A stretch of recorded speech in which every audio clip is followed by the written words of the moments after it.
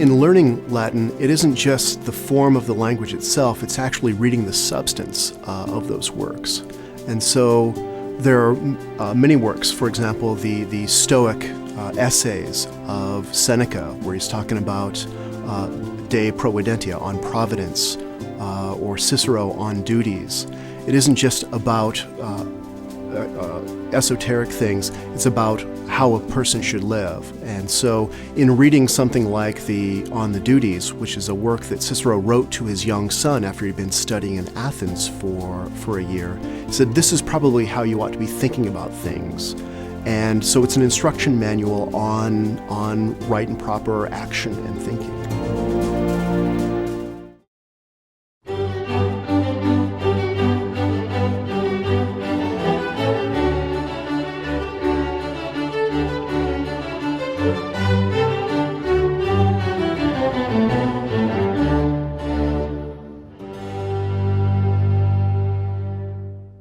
Hello and welcome to the session on Why Learn Latin.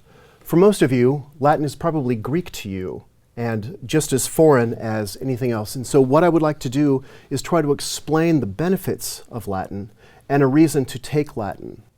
Out of all the subjects in this series, Latin is probably the one subject that you did not study in high school.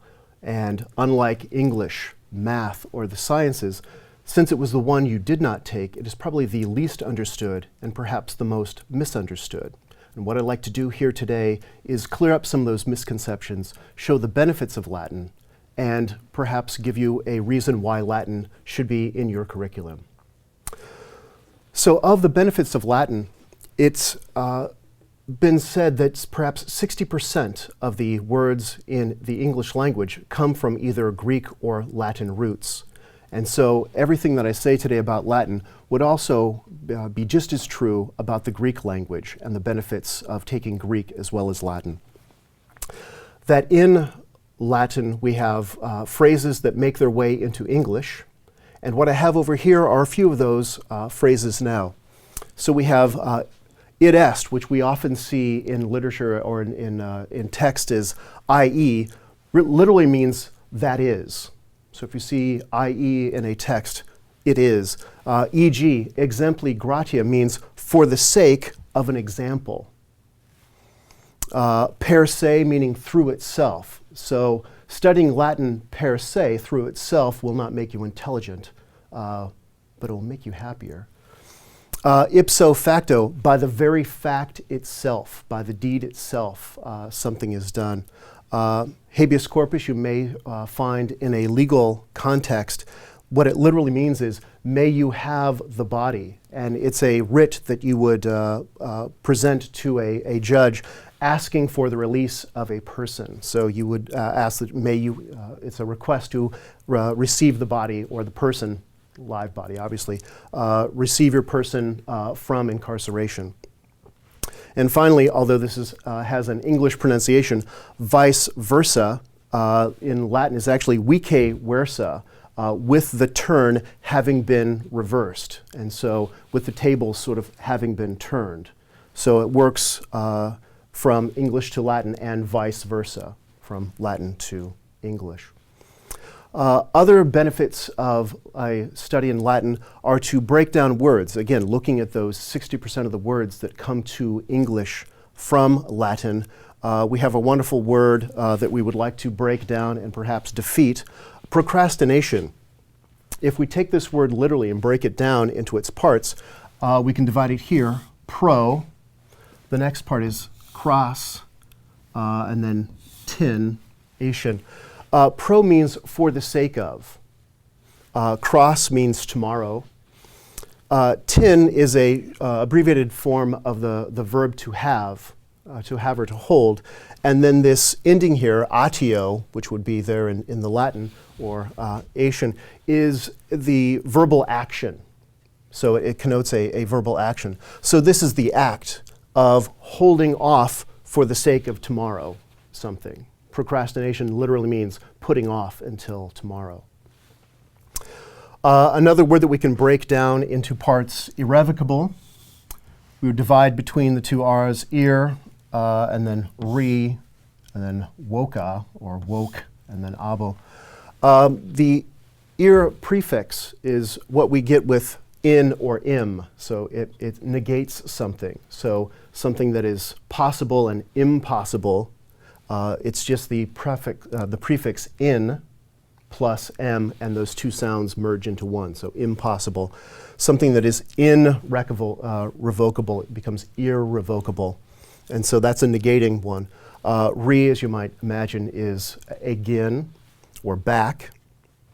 Woke is from the Latin word voco vocare, meaning to call. And then abile or clearly would be the word for able. So something that is irrevocable is something that is not able to be called back. So once you utter something, that the Latin phrase is a word, once it flies from the mouth, is irrevocable. It cannot be taken back. Once you say it, it is out there. Another one of the benefits of Latin is in the realm of medical terminology, and although I would also recommend a thorough grounding in biology, chemistry, and physics if you want to go on to medical school, it certainly doesn't hurt to know what all of the parts of the body mean, and having a grounding in Latin does so.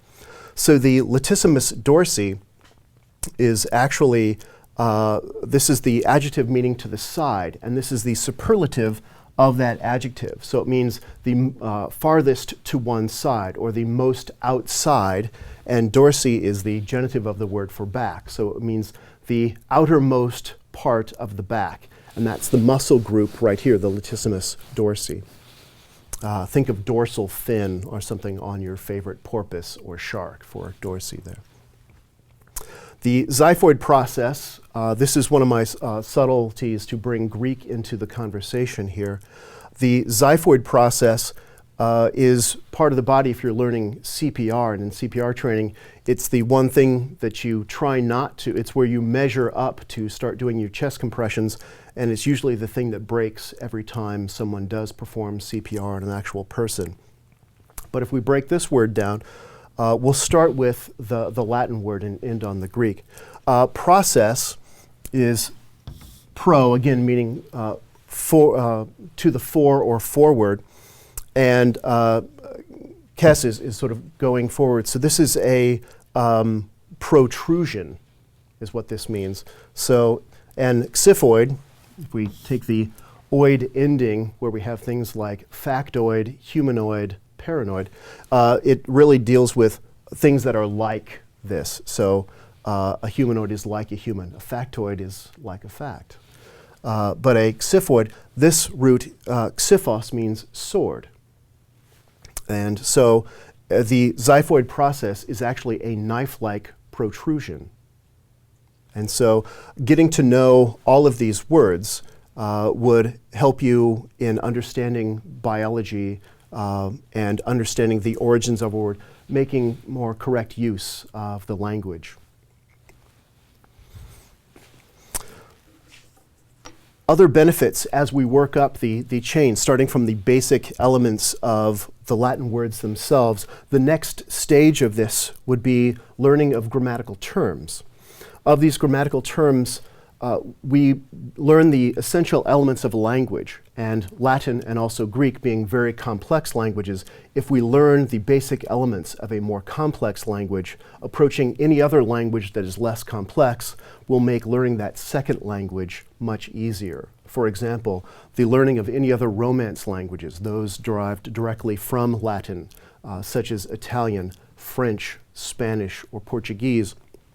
Once you have the basic elements that you would learn here, learning Spanish, French would be much easier. Even learning ones that are non-European or non-Indo-European would be still much easier because you know how a language goes together. If you can break down something complex, you can break down something less complex with more facility. So of those grammatical terms, obviously some of them are very basic that we should all know if we've diagrammed sentences. Things like this, what is the subject? What is the verb? What is the direct or indirect object?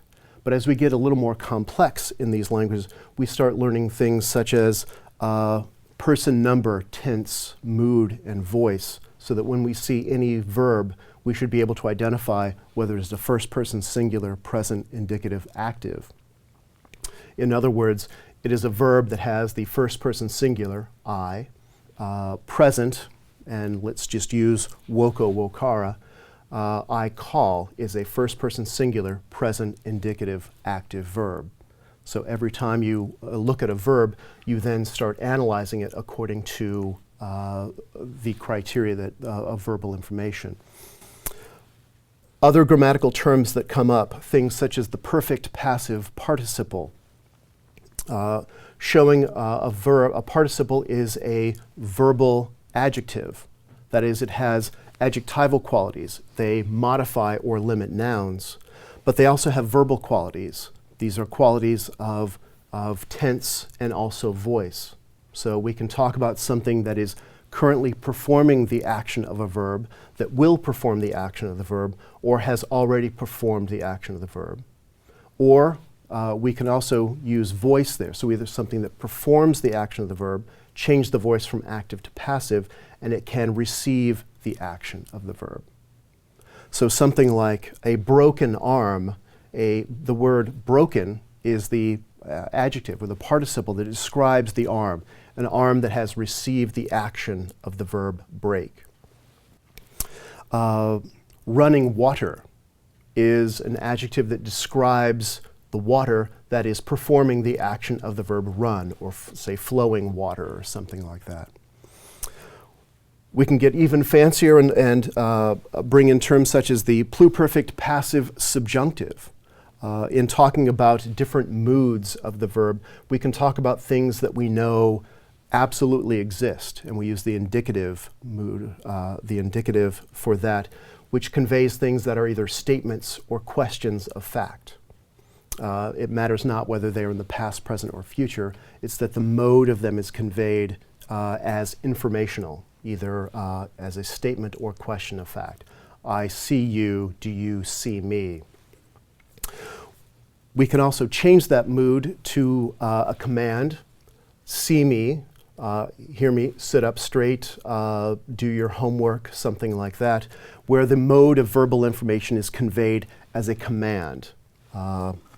Clean your plate up, pick up your clothes or something like that.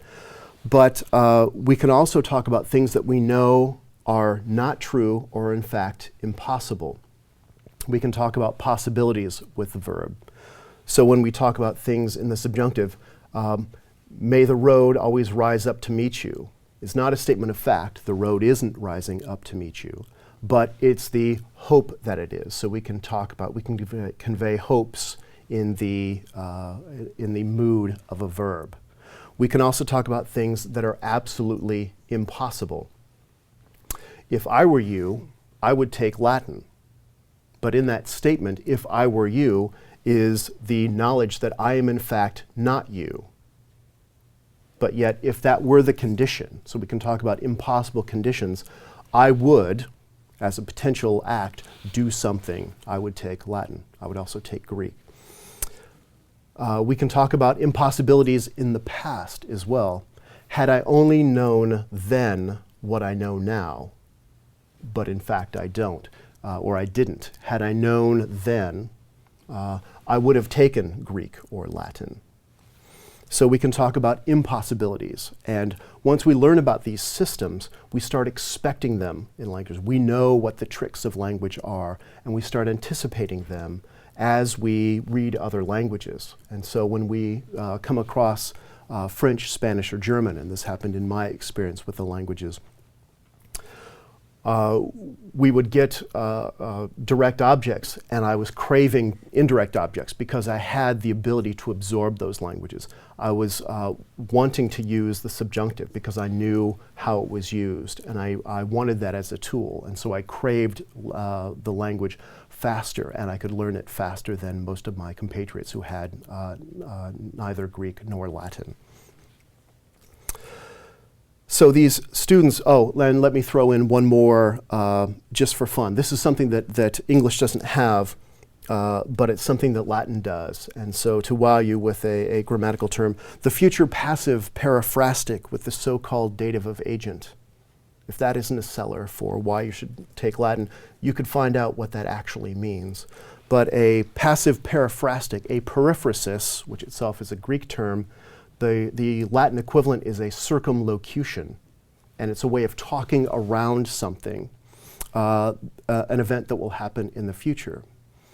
And so you would say, this will be worthy to be studied. Not a very English way of expressing that, but the Romans would know that that's a sort of polite way of saying, you will do this, or you should do this. It will be worthy for you to be done, which means you will do this. I don't know if they actually said that when they were besieging cities, and it will be worthy for you to surrender, but it wouldn't surprise me if they did. Once they have these building blocks and can start putting the bits of language, both in constructing and deconstructing the language, we see that there are other benefits in understanding the language, and that these pay off not just in Latin itself, but have consequences in other areas and other disciplines. In studies that were done by the Educational Testing Service from 2011 and 2012, although all of them had some language, those who had Latin performed higher on their SATs than any other foreign language. In Indianapolis, students who were exposed to Greek 30 minutes a day for 5 months showed that they advanced in other disciplines as well. Those students who had 5 months of Latin advanced 4 months beyond their level in spelling, 5 months beyond their level in science, 7 months beyond their level in social studies, 9 months in math problem-solving skills, 1 year in reading, and 13 months in language. In Philadelphia, students in 4th, 5th, and 6th grades given 15 to 20 minutes of Latin tested 1 year higher on the Iowa Test of Basic Skills for their grade, 1 grade above their own grade.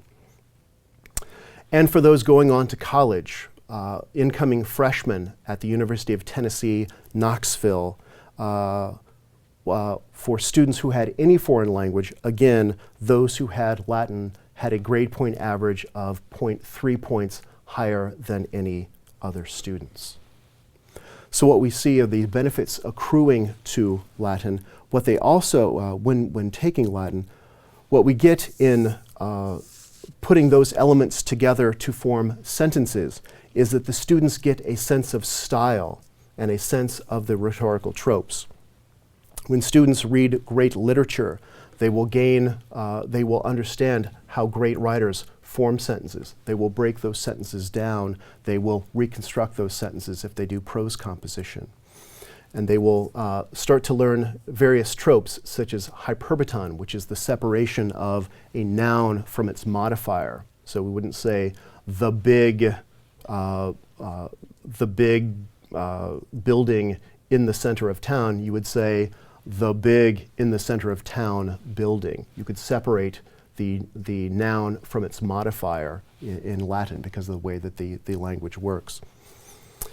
They would learn about chiasmus, which is the arrangement of that in an artful fashion. So let's take a look at a couple of these sentences and show how they break down. This first sentence is from Virgil's Aeneid, Book 4, line 139, and it describes Dido as she is dressed. And what it says in English is that a golden pin, a fibula, holds together her purple clothes.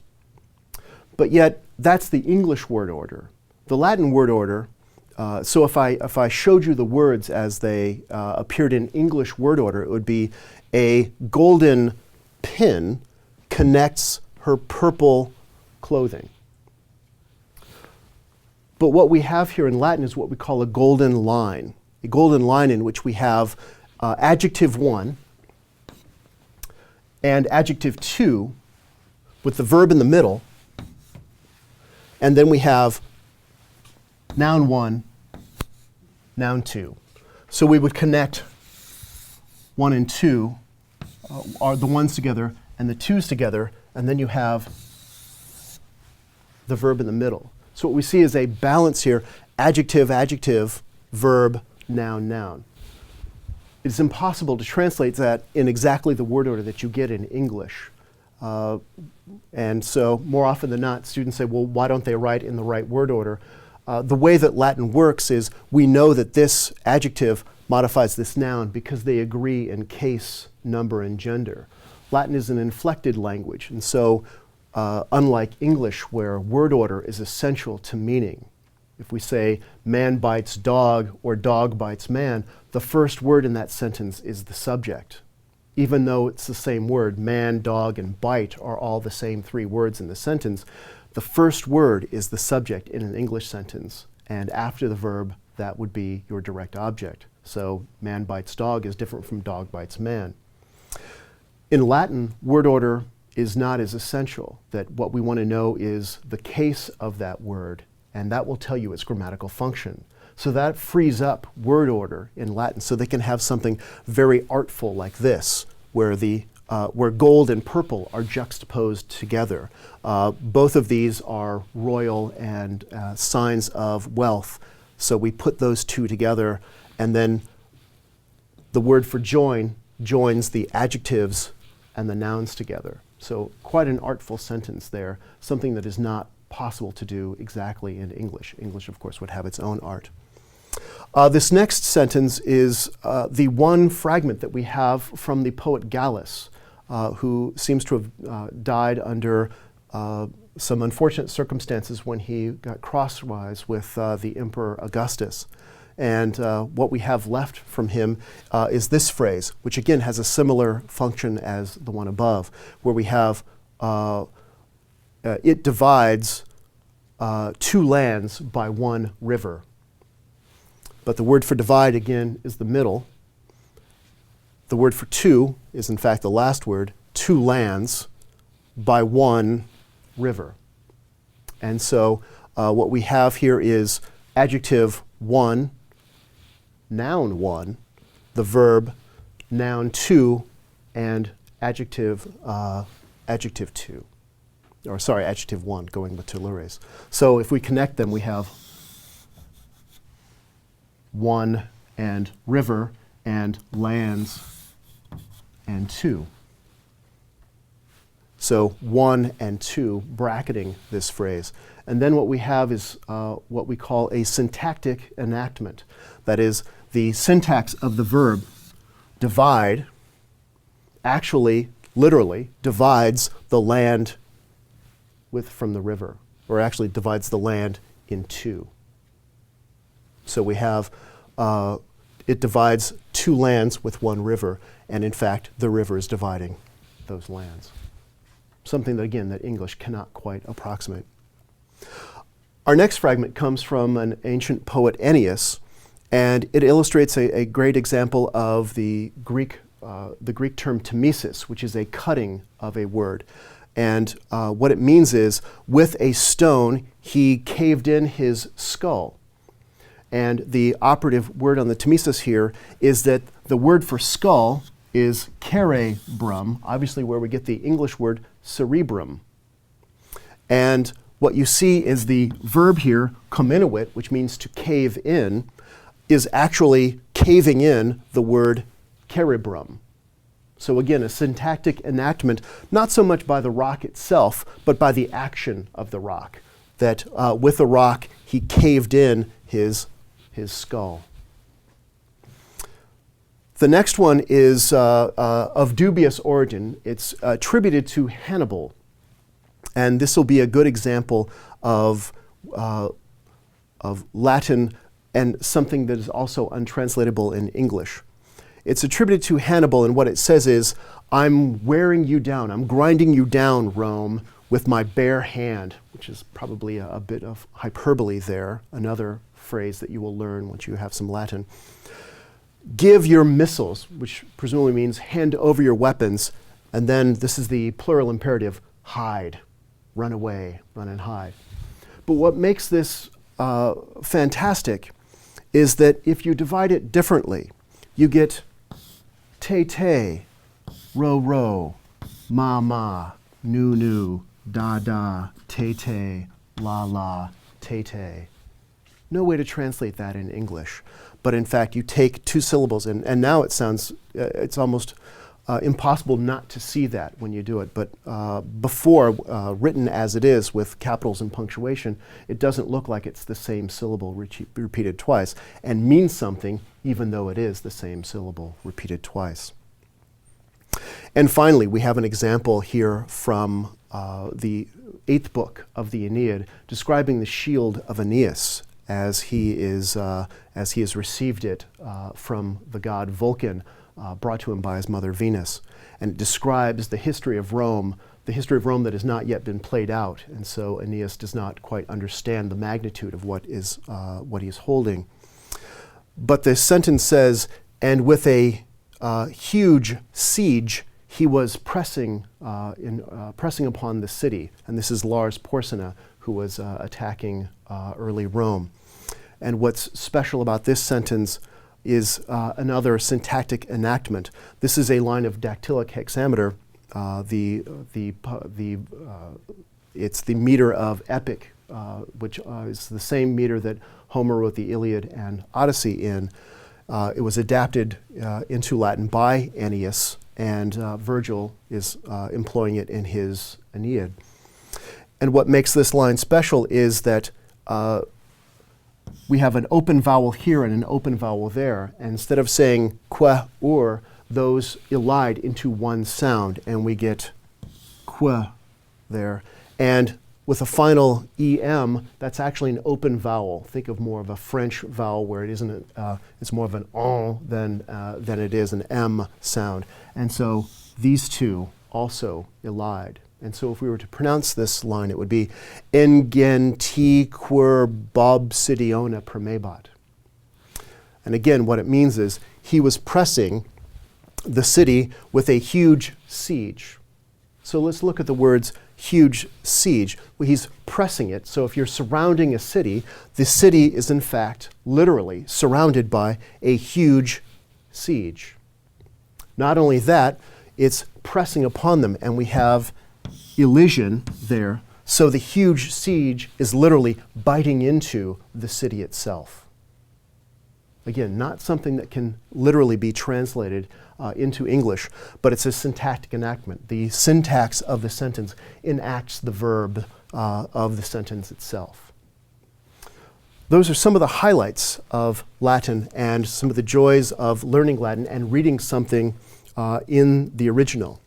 And so ideally, they would understand some of these figures and tropes and use them so that they would become better and more elegant writers, better and more eloquent orators, and better and more discriminating judges of rhetoric themselves.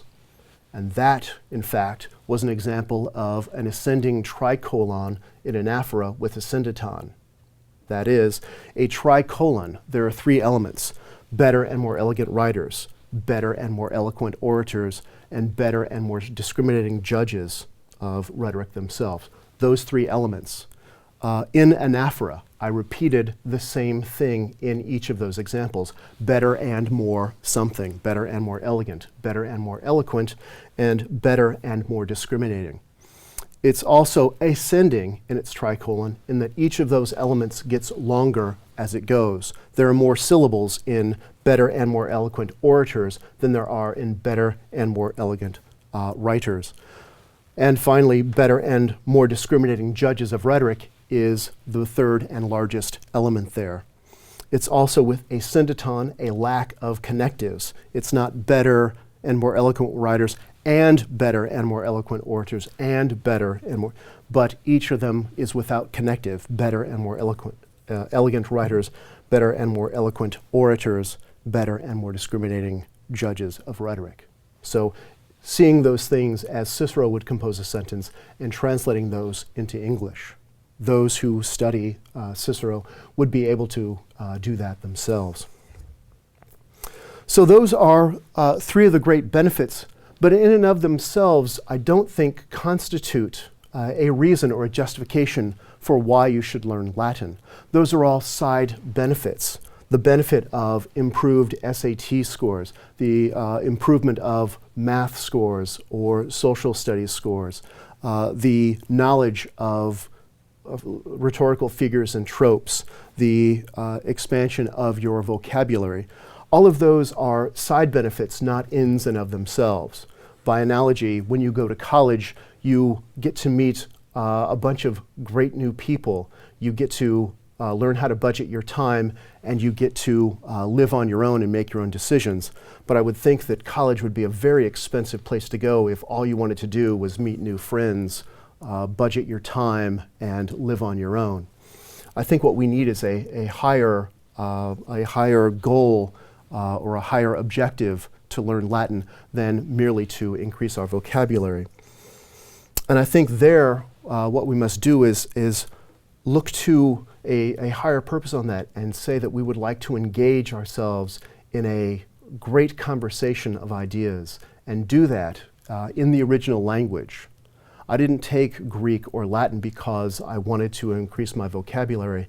I took Greek and Latin because I wanted to talk to Plato. I wanted to talk to Aristotle. I wanted to talk to Cicero and Caesar and Virgil. And so in taking these languages, every time I struggled with these, every time I would read these sentences and be baffled by the word order, I would work out this puzzle, because at the time it seemed like a puzzle. And when I did, I found that one of the ancients spoke to me. And I think what we'd want to do in taking Greek or Latin is to say, I want to engage in this conversation, and this is the best way I know how to do it. That I want to listen to Cicero, I want to read Caesar, I want to understand the history as written by Livy, by Tacitus, I want to understand the poetry of Virgil or Ovid, or I want to read the Vulgate and the Confessions of St. Augustine. Or, and this is my plug for on the Greek side, I want to listen to Homer. I want to hear what he says. I want to read one of the most ancient, and in fact, one of our first works of literature in the Western tradition. And he's breathtaking to read in the original. I'm doing so now, currently with my students. I want to read the tragedians, Aeschylus, Sophocles, and Euripides. I want to understand the philosophy of Plato and Aristotle without a filter, without reading a translation, hearing exactly what Plato says and struggling with it in the original rather than reading about someone else's struggle and how they translate it and taking their word for it. I want to understand the history of Thucydides. I want to understand the Peloponnesian War as he wrote it. Or I want to read Koine Greek. I want to read the New Testament in the original, and I want to read the Church Fathers who wrote about that. If we do so, all of those other benefits of increasing your vocabulary, of increasing test scores, if those are a concern, if you're at a point in your life where SATs and such are a concern, all of those things will happen. You will learn phrases such as ipso facto, per se, etc., etc. But that is a side benefit. But those, you will get all those things if you aim for the higher thing, if you aim for that great conversation, if you aim to deal with these great works of literature on their own terms and read them as a thing that should be studied in and of themselves rather than for any sort of side benefit. So to sum up, if I were to give you a bottom line reason why you should learn Latin, it would not be for the first three reasons or for the first three benefits. All of those will accrue, but rather the best reason and the most important reason why you should learn Latin and also learn Greek is so that you can begin that conversation with the great ideas of the Western tradition, where you can read those authors on their own terms, in their own language, coming to terms with the concepts and the ideas that they struggled with when they originally wrote those. That is the way to approach the language and begin that great conversation of ideas.